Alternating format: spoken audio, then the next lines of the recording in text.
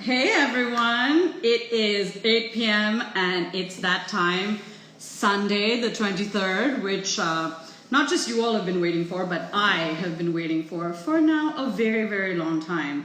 Not just that, I was hoping it would be the 23rd of something, because the person that I'm going to be talking to today is very, very hard to catch, very, very hard to match, and definitely is constantly on the run doing something amazing. So really excited that you guys could join me today, because you know that I love everything identity. Embracing identity is my life purpose. This is what I stand for. These are my principles. You guys know all of this. You've been following me for some time, and for whoever's new, I'm sure you'll figure it out as time goes on. But what I do try and do is, when I have my Insta Live sessions, is have guests and people to talk to me who are doing the exact same thing in their own way. So the other week I had, just a few days ago, I had my friend Sangeeta who's embracing identity through writing. But the person I'm going to be talking to today is epic. She's an enigma, she's fantastic, there's nobody like her in this city, in this country, and probably not even in this world. And I don't say this because I'm biased, because I'm not subjective at all, but she has been my mentor for a very long time, since before I had my own identity, if you will. And you guys know me, I'm still figuring it out and taking you all with me along the way, which is kind of the whole point of this story, right? So Kritika Subramaniam is who I'm going to invite shortly, but I just want to make sure I have a bunch of you joining me before we get her on here and talking. So how is everyone doing? I know that we're heading towards a very difficult week, which is why I wanted to kickstart this whole thing with some positive energy, which is definitely created by people who do positive things. So she is someone who has, and I love using the word aggressive with female leadership, because she's all that and a bag of chips, because she has chased her dreams and never ever taken no for an answer, which is actually, let me tell you where I got it from. Prasanna Venkatesh, I cannot actually get you onto this live video right now because I'm waiting for Kritika to join me. But once we're done with our little chit chat, we'll definitely be taking questions towards the last 10 minutes. So you all will get an opportunity to ask her anything you want, but I can't actually add you to the video right now. But let me tell you how I know her. I know her as, initially friends with my parents, and then became more my friend. Then I would say I will keep her for myself and say that she's more my friend than anybody else's friend. But because we've connected on so many different things, and she's just been someone who I believe, at least in Chennai, at least in the context that which we all live, is ahead of our time by leaps and bounds, and we're all just trying to catch up. So besides being an architect, an entrepreneur, running several businesses, what we're going to be talking about today, which is me and her, is going to be her new avatar, which is kind of, she has multiple identities, and there's absolutely no way we could cover all of that in 1 hour. So what I told her is that what I wanted her to actually talk to me about would be her embracing her new identity in the hospitality space. So we're talking heritage, we're talking cuisine, we're talking experiences, global experiences, local experiences, hotels, restaurants, lifestyle, what have you. But given that most of you all know her as an architect, a builder, an entrepreneur, I think we are yet to discover all that she has to tell us about her new journey as the next biggest thing that not just Chennai has to see, but I would say the rest of India and probably the rest of the world. So I'm going to go ahead and invite her now. Prasanna, I will come back to you later, but I am actually waiting for Kritika herself to join. So I guess we have some time to chat. She should be here any moment. But so the way this is going to go, guys, is once she comes on here, we're going to do a quick chit chat about We're going to try not to spend, because if I had to spend this entire hour on what all she's accomplished, trust me, we wouldn't be finished. So I definitely want to focus on a little bit of her background. I mean, for those of you who don't already know who she is, because we have been, I mean, she has a prolific career that speaks for itself. And if any of you Google LinkedIn and do the work, you'll find out who she is. But what I was hoping to kind of segue quickly into is her kind of background as by the way, she's a gold medalist from university who then went on to become a prolific architect and then a builder. And then, I mean, she's the only woman who, and I love that, you know, I love all the fancy cars she goes in. And I'll tell you why I love it the most is because she buys them for herself. And that, my friends, and because I am a woman empowerment, like, you know, advocate in all ways, I feel women should, that's the first thing we should start doing. We need to start buying our own cars and not just talking about it. So yeah, she's one of those people who actually did this way ahead of her time. Not saying, you know, that the rest of the world is behind, but they kind of are. So, and you know me, I usually am not afraid of speaking my mind. So I will say she is one of the women that I have looked up to. And if I could be a fraction of who she is, I would be really happy and really lucky. But now what I am getting slightly concerned with is the fact that she is not even here yet. But okay, let's just be patient. I mean, come on, we've got to let stars have their fabulous late entries, right? So let's just go ahead and let her have that. Hi, Divakar. Good to see you. Hi, Preeti. Good to see you. All of you guys, give me a wave. Give me a shout. Let me know how y'all are doing. Chin up. It's gonna be a breeze. We've done this lockdown before. Same time last year. At least then it was a shock. Now it isn't. You know, we all know what to do. I'm sure y'all got your shopping done today. I did. I usually am not because I live on both Indian and American time. I tend to not wake up very early in the morning, but I did today just so I could get my shopping done. And hi Amit, hi Jagrat. Oh my God, I'm loving it. Now we're suddenly got a crowd in the house. Why is it that I have to give you all like 10 minutes to show up? And Kritika is finally here. So I was wondering how long she planned to worry me. But I'm gonna go ahead and request. We will get started and rolling, and I will, you know, she's just gonna have to watch. Hi, Anjali. You look beautiful, and we have lots of people on the call, and everyone is super excited to meet you.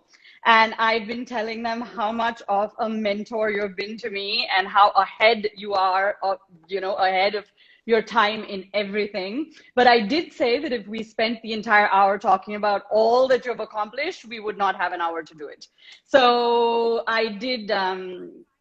You're being too kind. I'm not. No, trust me, I'm not. So I told them about how I first met you, and then I claimed you all for myself, and that I no longer share you with anybody else, and that I am the only recipient of your mentorship. So, yeah, so I was hoping we could start chatting a little bit about take us from gold medalist to architect really quickly, and then really quickly into entrepreneurship. But what we'd really want to talk about today is kind of your new identity as the lady in hospitality, cuisine, heritage, and lifestyle experiences. I know, I don't know if I've done a good enough job to encompass all that you're trying to do or doing as of now, but I figured we'll just go with the flow.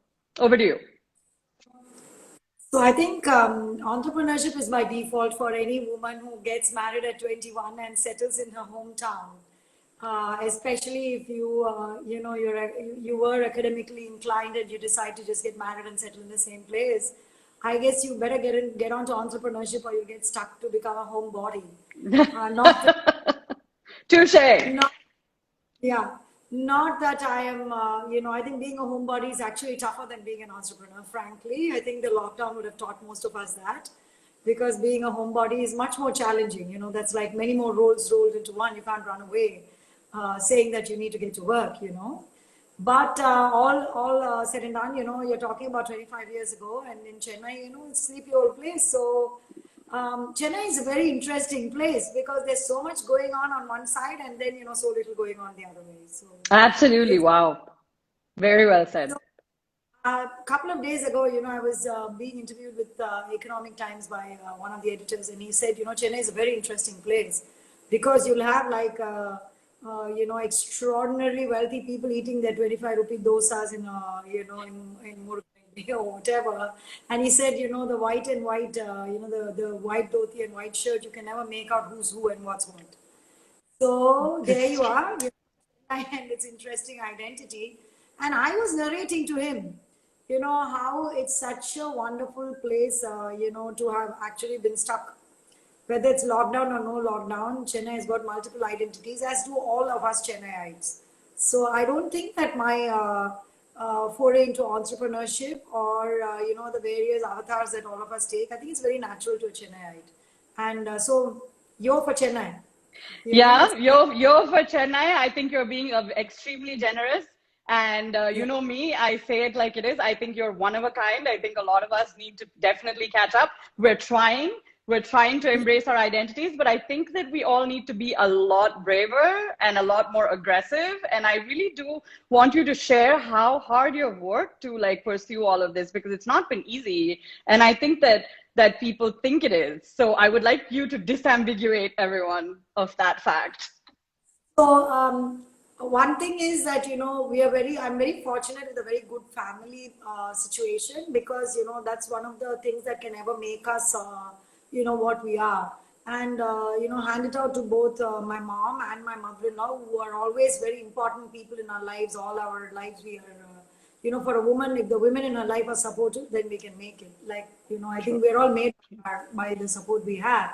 And for sure, thanks to them, thanks to my gurus, my dance guru, my, various guides and mentors that I've had, and people like your mom, for instance, people who've always cheered us on to our, goals. So I think that's been one of the most important, things contributing to my life. Also, that I think I was very lucky because my interests were all in design, and we're all in a similar area of luxury and design and art and architecture, and all of it kind of like I don't know if I did it or if it did it to me. I think I just led my life like one, like my guru when I was very young taught me one thing. He said, just be wide open and receive.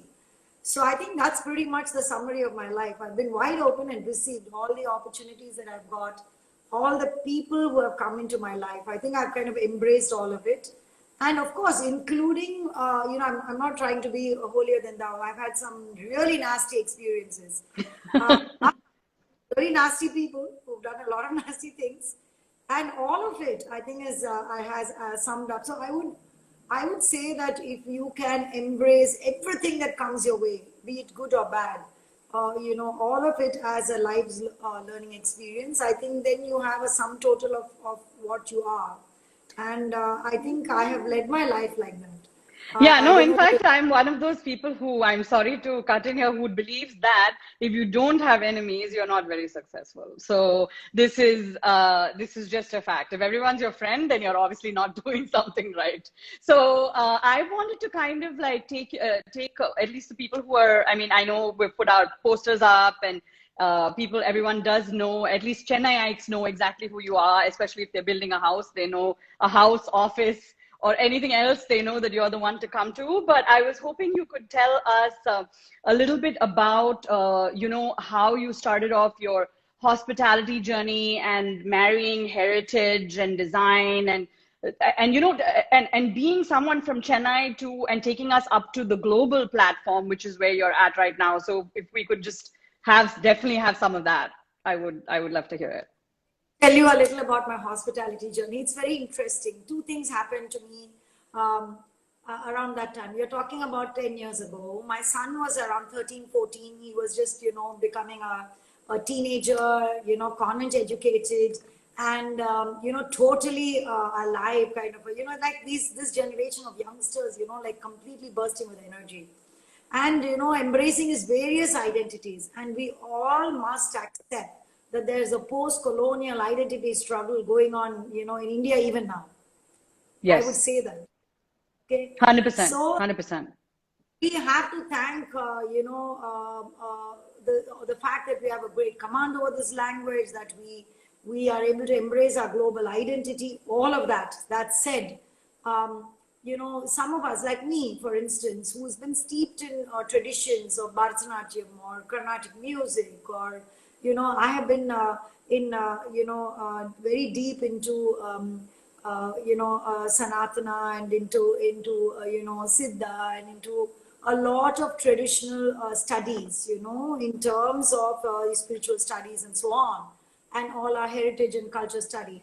Now, when all of that is also a part of you, there's a time when the two generations are, having all of these major discussions on, why heritage, for what, Yeah. in this, in this life of today, and embracing science and technology and all of that.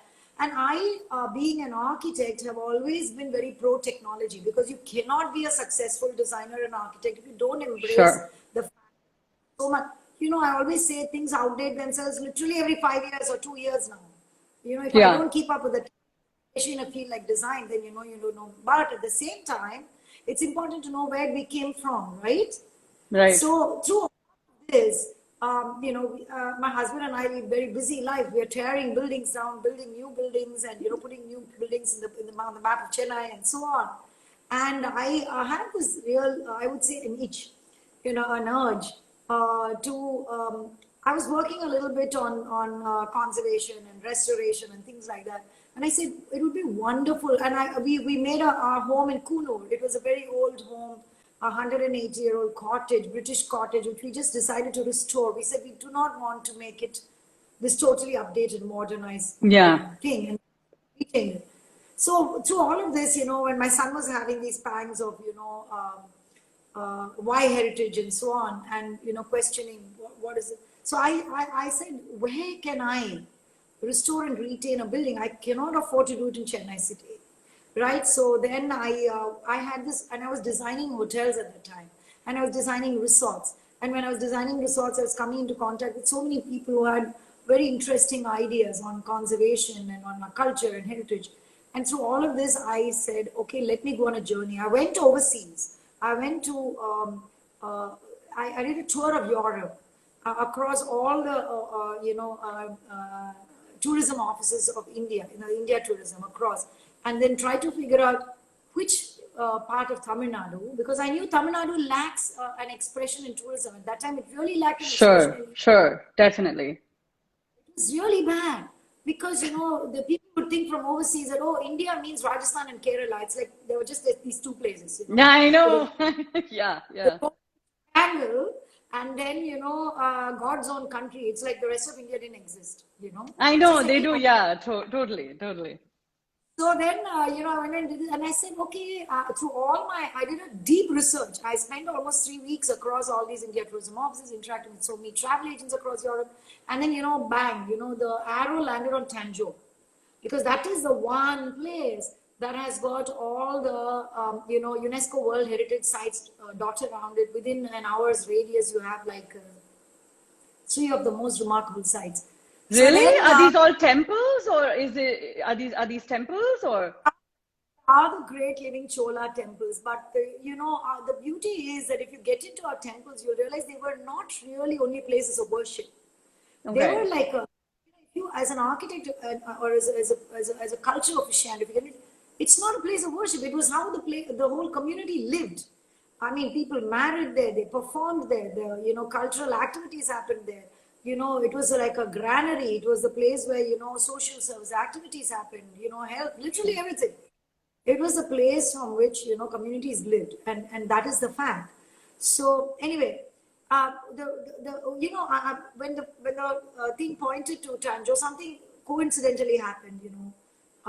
One of my managers said, "Hey, there's a heritage building available in Tanjore. Why don't you buy it?" And you won't believe it. I wanted to make an investment. I just drove down. I saw this building, and it was just exactly the amount of money I had. And I don't know what came over me. I just went and just paid up, and we just bought it. Oh my And then it, God. What then a it literally, moment. yeah, it was a really long road. It was very tough to get the permissions and to make this hotel. And it was like, that's all I did for 3 years. That's all I did. Okay, that's it. For three So, years, so guys, sorry to interrupt. For those you are listening, the hotel is called Swatma. Can you just make sure there are some people on the who are listening to us who are not aware? Yeah. So then we made this hotel, and then I thoroughly enjoyed over the next 4 years, marketing it to, people overseas and also people in India. And people in India, they would, you would have North Indians who say, "Oh, where's that? Tanjavur, Tanjore." Yeah, even I would have asked you where it is. I mean, look at that. You're a Tamil girl from Chennai, and you're like, where is that? Lots of people like, oh, where is that? And whatever. So we put it on the travel map of Tamil Nadu, of the country. And from then on, it's been a very interesting journey because we made it an experiential hotel and, lots of culinary revival. It's pure veg.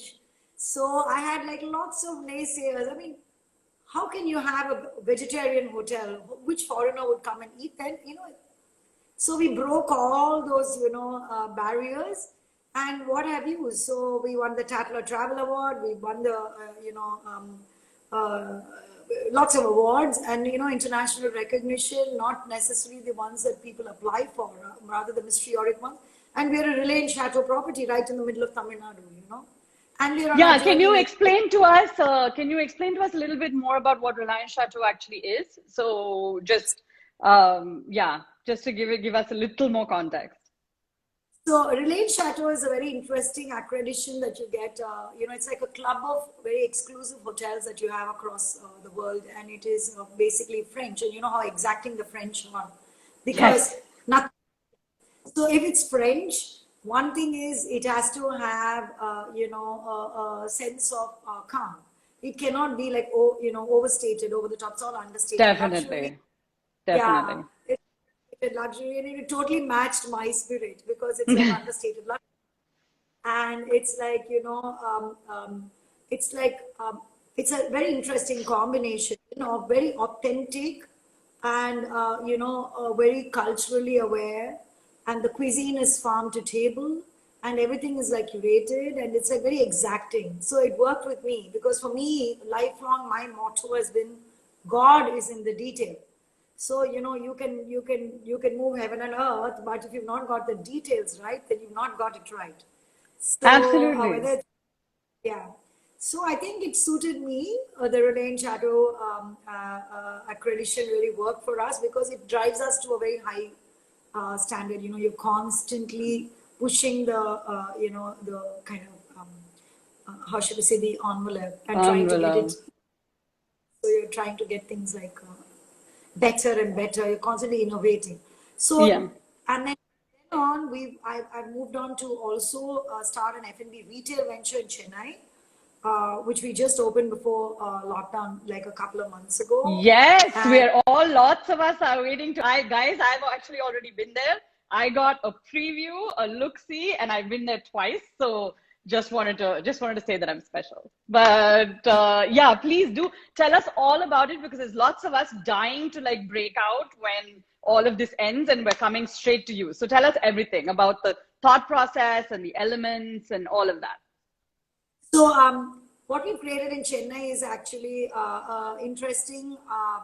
I would say it's not just a culinary destination. It's going to be like a culinary come lifestyle destination. So what we lack in this city is a space where you go to be yourself and not be judged. And I think yes. I'm coming. I'm going to live there. I'm just like. Yeah. So what I believe is that it's very important that we have people of all age groups and people of all walks of life and all backgrounds to kind of collaborate or to kind of congregate and participate in activities or enjoy each other's talents or exchange ideas. And all of this to happen on a very even playing platform. I don't know if I'm making sense to you, because too many places and spaces are putting people in boxes, and that Yeah. is not good. So what is really beautiful about Chennai is that we can be ourselves, but what is also important to retain in the spirit of Chennai, which was there, and no place like my property in Besanagar, was just next door to Spaces, and Spaces has got this beautiful spirit of reinventing every art form to present exploratory work. And so I think we believe we've created a destination which is going to serve our city well. So can you You know, take us through what all it has? Because I know a few of us, like myself, have been privileged to visit early and then, get a grand tour. But most of us who plan to come, sort of were shut down by the lockdown. So if you can just give us a little sneak preview, that would be great. yeah. So what we've created is this space called Sync, and Sync means SYNCK. Sync means what we aim to do is that for people to just come and kind of connect, like Yeah, sync. Yeah, yeah, tune into each other, tune into the space, tune into each other, come relax, enjoy the finer moments in life, agreed. and feel guilty. There's nothing wrong in reaching for that exacting cup of coffee, or to indulge yourself in an exciting dessert, or to eat a salad or a soup, or whatever. Just be like tuned into nature. Be tuned into the fact who you are and where is your spot. So it's purely vegetarian, and not wanting to judge people who are non-vegetarian, but just saying that moment has come in the history of mankind, where you need to think about farm to table and think about glocal, which is the one thing we're focusing on, which means embrace your global identity, but go for local produce.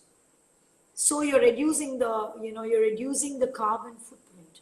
You are buying products, or consuming more products. I would not say not consuming products that are from overseas, but consuming more products that are from within your zone.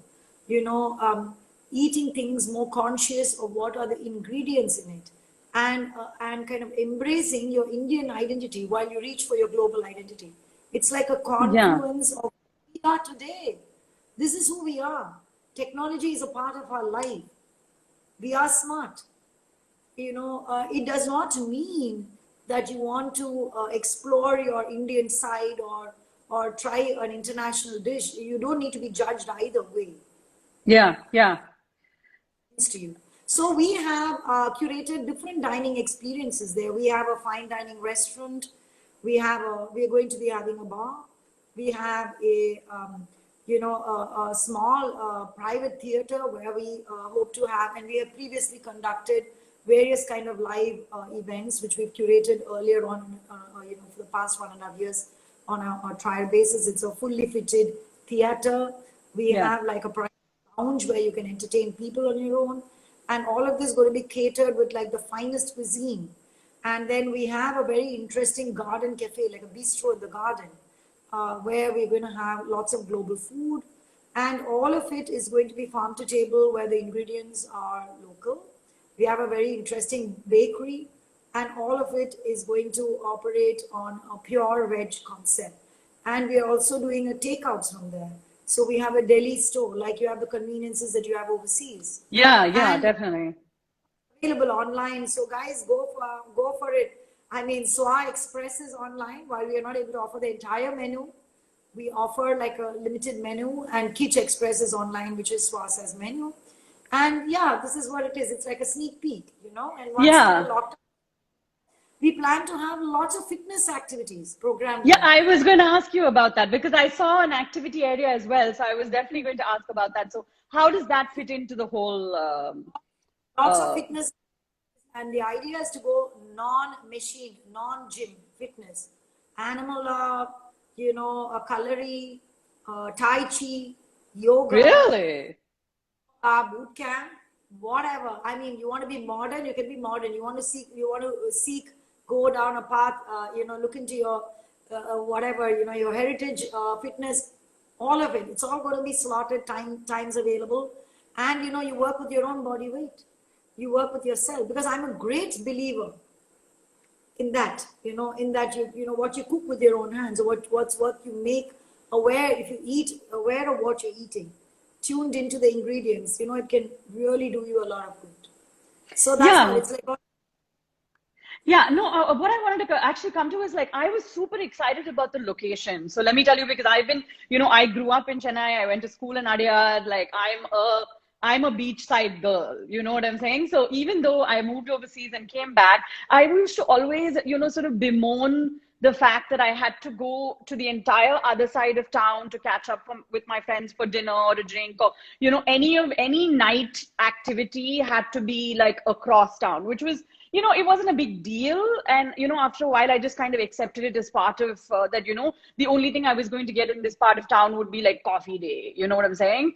And, or Elliot's Beach, which was where my grandfather reigned supreme till like last year.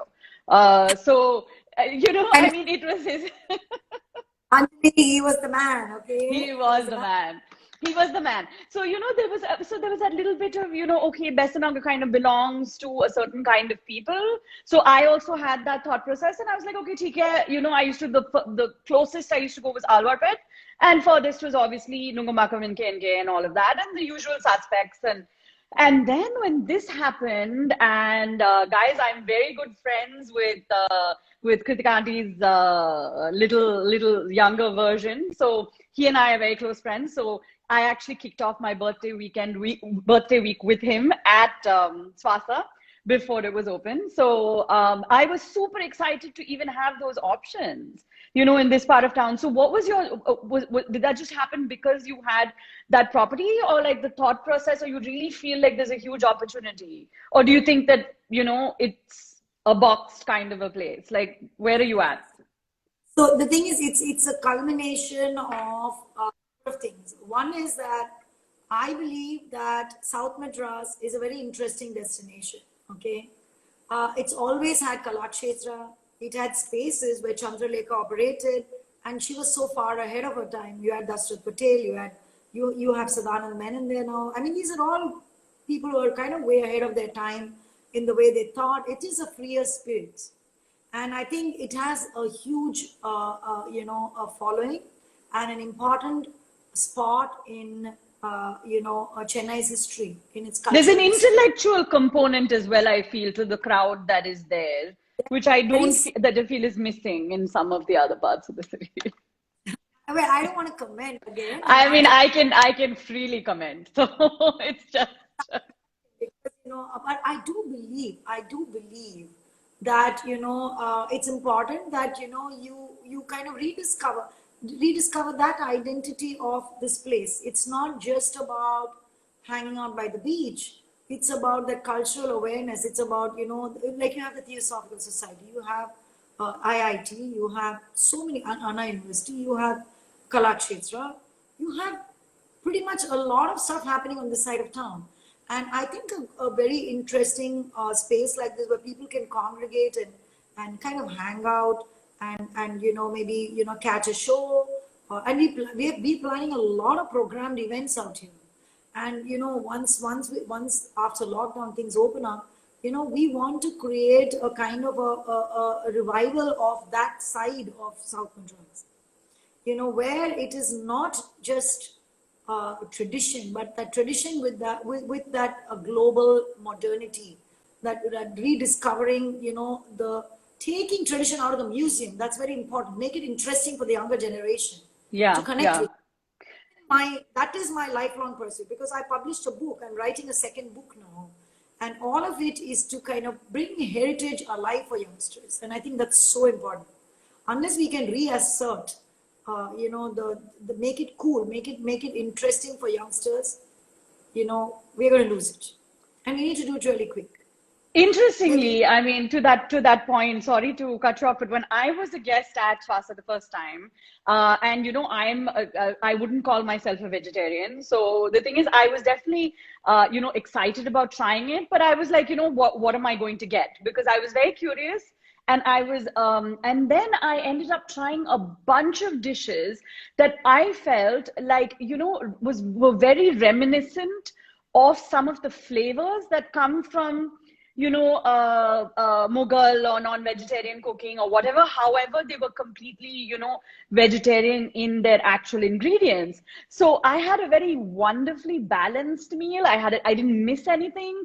And I think that I have not actually tried that kind of like imitation, like a mock meat or whatever anywhere in India. Forget Chennai. I would say this is maybe in the US, but not here. So I definitely wanted the people who are listening to us right now to know that, and that's even an option.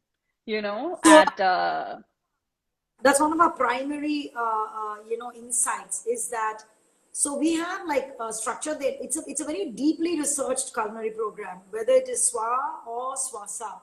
What we've done is we've kind of deconstructed the entire, food at the end of the day is all about nutrition and about taste.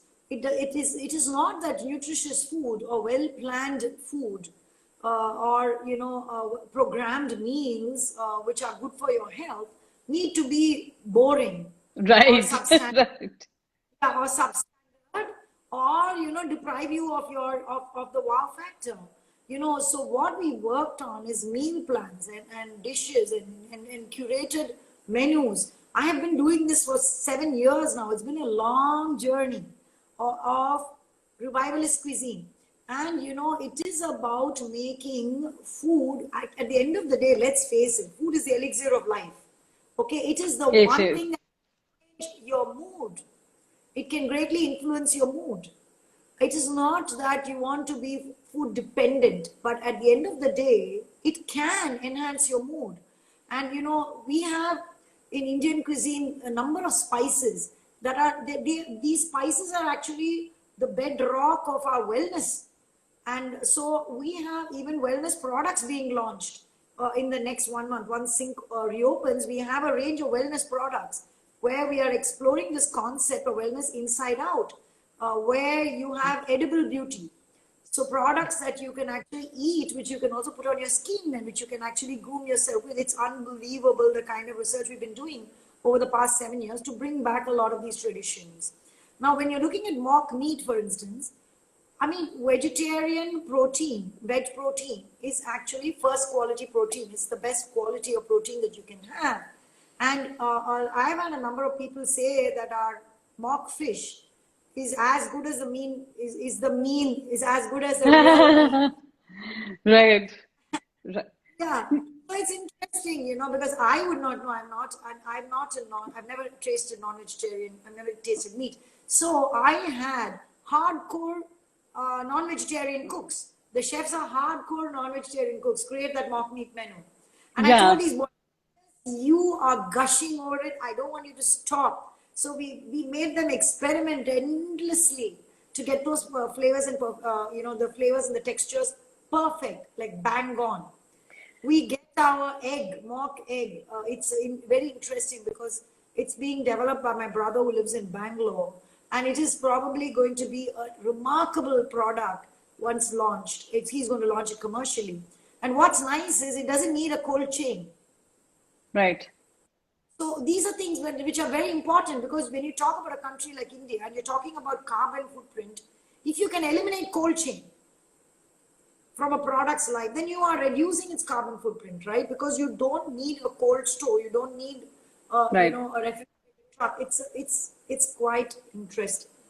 I'm going So to jump on something you said earlier, where you said you made your chefs relentlessly keep revising this menu to come up with the perfect set. So what I wanted to lean into as we start moving towards taking questions and stuff is the fact that you've been so relentless in your journey. I mean, hospitality, this is the chapter we're talking about today, but throughout your career, throughout whether it has to do with dance or whether it has to do with your travels or foray, or even bringing such diverse and complex ideas into the one swallowable morsel, which is what you've created, say with Sync, is I'm amazed that how do you, I mean, I'm sure you've come up against a lot of, like you mentioned earlier, naysayers, people who probably said, this is a bad idea, you're trying to do too much, or you can't do it, or do you've done so much already, why more?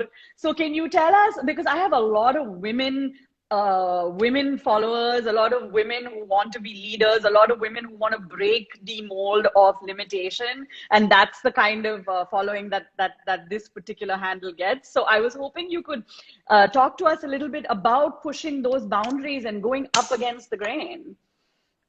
So I have something to say here. I never set out to prove something to someone else. That's not my journey. So my journey is, you want to do something, give it your 150%, okay, and just keep going at it. And it's not that I am averse to taking other people's inputs. In fact, my whole design career is about critical review. You must be knowing, how it is with design. You can get thrashed. You can work for like a whole 2 months and you can get thrashed in like one moment. Where people I don't like it. That's the end of issue. They don't like it. So we are groomed as designers, to take inputs and feedback and reviews non-stop. But we also have a backbone of steel where we want to excel, which means that we will keep going at it again and again and again till we get it right. And you give it your 150%. But, don't get heartbroken if you don't succeed the first time. You just try again and again and again. It's like my dance or anything. You just rehearse. You just go for it. You just perform. And then, don't look beyond a point. Don't get attached to the outcome. Rather get attached to the process. Get attached to the product and the process. If you are totally attached to the product and the process, the outcome, if you give it your 150%, the outcome is, it's bound to be good. Yeah. The rest, of course, it's bound to be good. And, it's not a bad thing to be judged. It's good to be judged. And it's good to be open to criticism. I mean, it's good to be open to failure, because don't failures actually make us stronger? So They do. But my question is, it's very hard. I think a lot of women, girls here, especially in the current scenario where like you said, we're still in a post-colonial confusion, right? So we've got all this media, all these Western ideas, but still steeped in some cultural limitations and self-limiting beliefs of gender roles as women and so on and so forth. Now, while that is changing, and I do think the narrative is changing, you're definitely somebody who blew that gate wide open and kept going, like a long time back. Okay, so my I guess what I'm looking for from you is like when you get faced with conflict, in terms of, because you can't be everywhere at the same time, right? So, but what your priorities are. So how do you make some of those difficult choices, and how are you okay in the face of, because I know a lot of other women have done perhaps a minuscule fraction of what you've done, but have a whole lot of time to talk about it. So I'm just saying that, like, how do you cope with that and continue to stay centered and balanced in your journey towards excellence? So what I believe is that, I have a single, kind of a philosophy in life. And that is, I take everything that I do in terms of the work, the content of the work or the quality very seriously. But I do not take myself too seriously, Don't build ego. Be very particular and focused about the product or the project. But don't get too serious about yourself. Hey, you trip and fall. You fail. Pick yourself up, learn to laugh at yourself and say, hey, I screwed up that thing, right? I messed this up. And then, okay, what do I do about it? And then correct yourself and go on. And, if someone bashes you up or ridicules you, it's not the end of the world. Why build ego, man? What's the big deal? So if 10 people say you're a bloody fool, it's fine. It's not the end of the world. That's just 10 people. If it's 100 people, it's okay. It's not a big deal. I mean, I have been performing on stage. We have not been cheered from the time I've been performing since I was 11 years old. And it's not like, if you miss a step, big deal, face it, come on. Face it, make sure you don't do it again. And that's the way we've been coached, right? So if you train your mind like that, and most of the time it's fear of failure that's limiting women. And it's this thing that, they do not want to be criticized.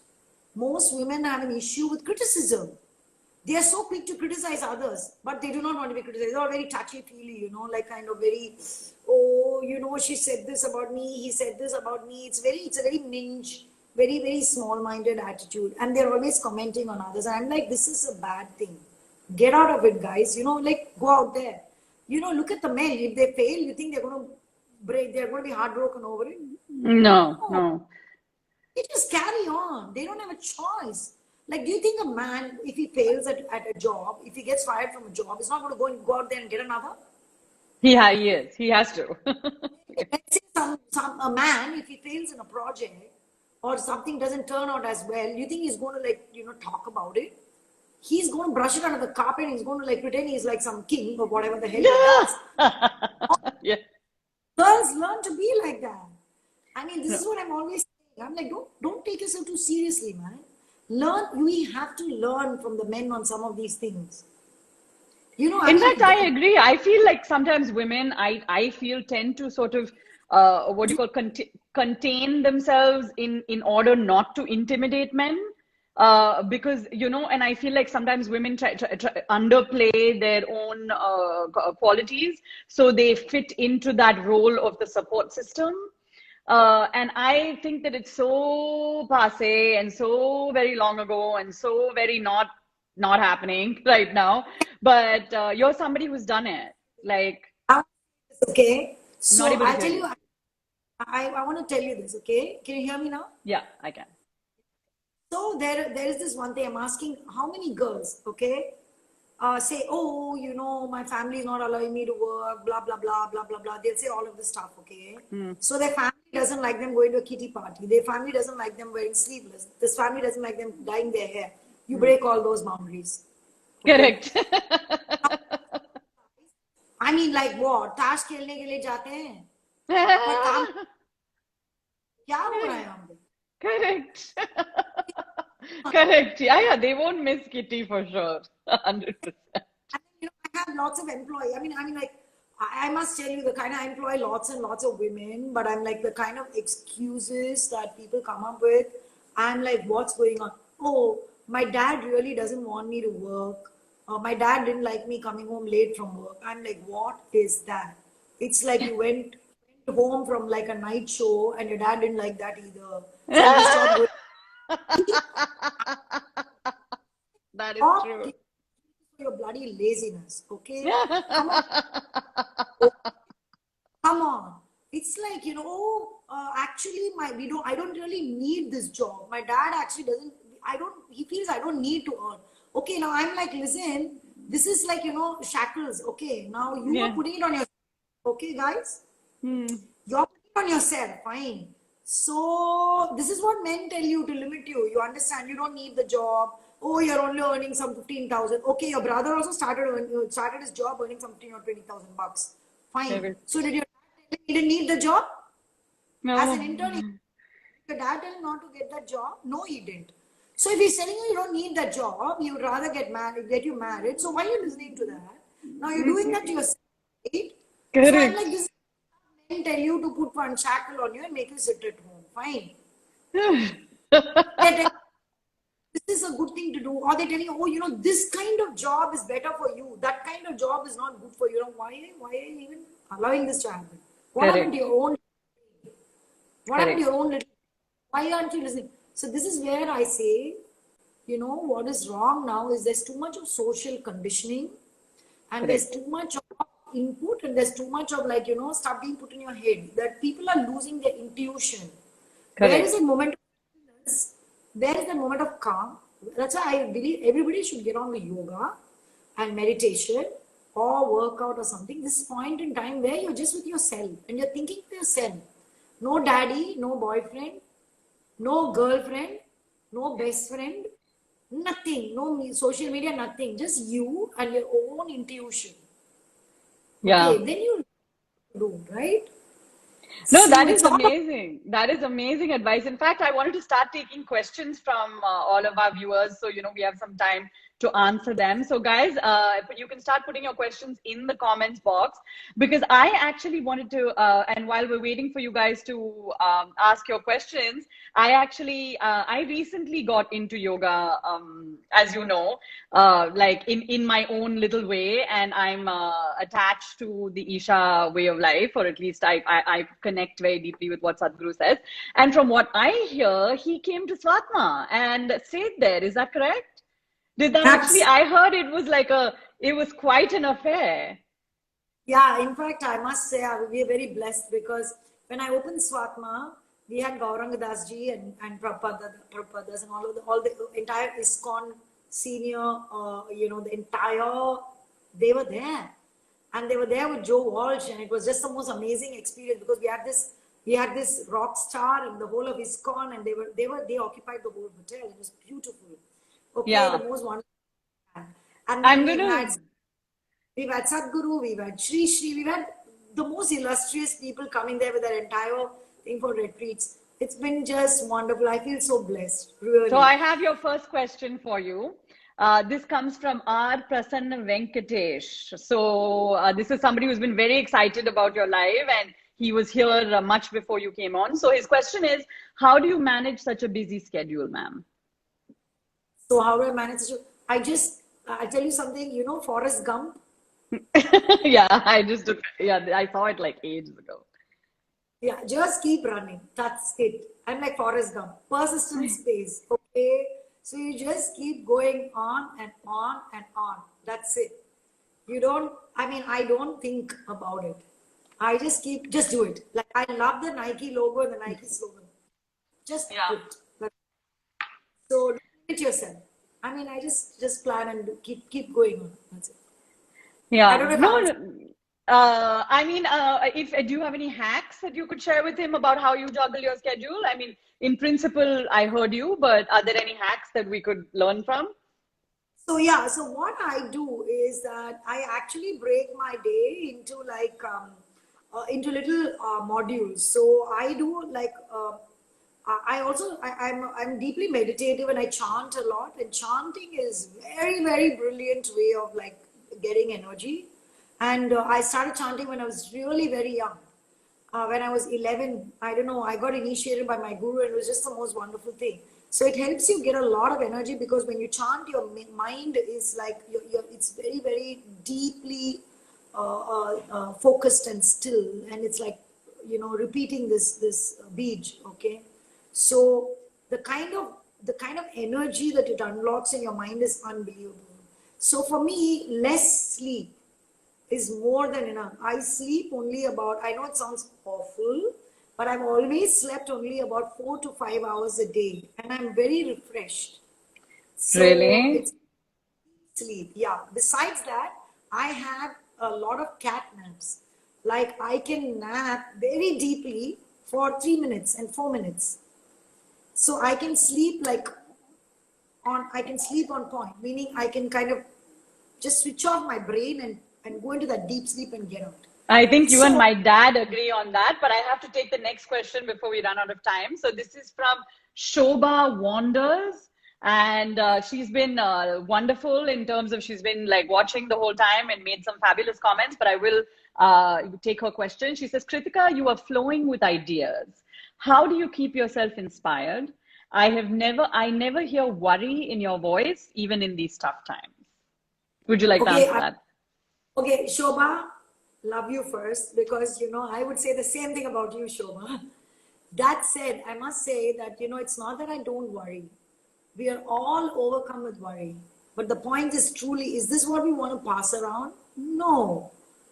That is the one toxin that we need to flush out the minute it shows up. It's like a little beast. It'll come up in your brain and you need to take it and you need to just put it in that dustbin very consciously and say, this is not what I want to hold, because if I hold this, it is going to just like multiply and take me over. So That is chuck it true. in the Move on. Because That's that's the true. one thing that can serve you well. Yeah. I hope I answered your And question. so there's a compliment. I think you did. We have a compliment from Aura by Aishwarya.